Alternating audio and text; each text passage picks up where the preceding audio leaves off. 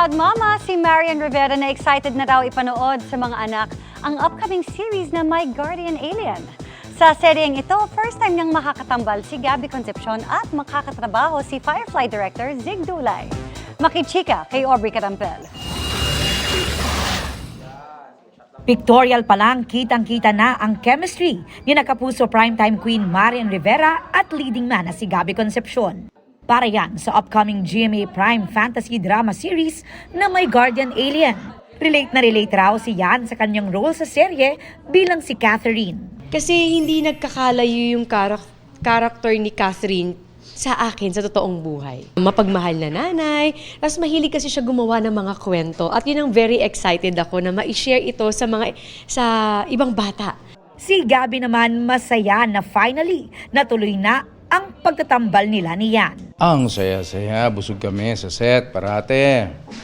Si Yan parate nakangiti kaya masarap kasama sa set.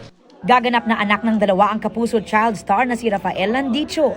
Dahil gumanap na bilang si Little John sa Voltes 5 Legacy, hindi na raw nahirapang mag-adjust sa role si Rafael bilang si Doy. Actually, medyo similar po sila sa Voltes 5. Pero sila mapagmahal sa nanay. Tsaka pero sila genius. Excited na nga raw si Marian na mapanood ng mga anak na sina Zia at Sixto ang proyektong kapupulutan ng aral.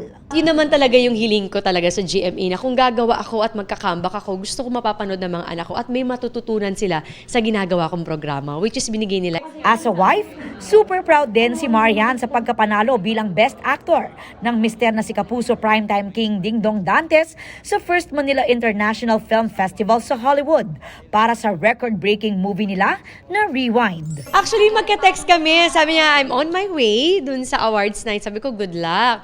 Sabi niya, I don't want to expect something. Sabi ko, okay lang, at least nandyan ka. Tumatawag siya. Nanalo ako. Sabi niya gano'n. Sabi ko, deserve mo yan. Talaga namang napakahusay niya talaga sa Rewind.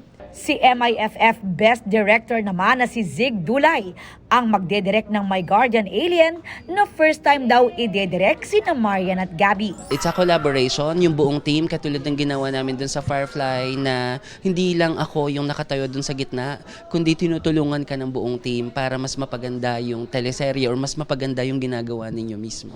Aubrey Carampel, updated to Showbiz Happenings.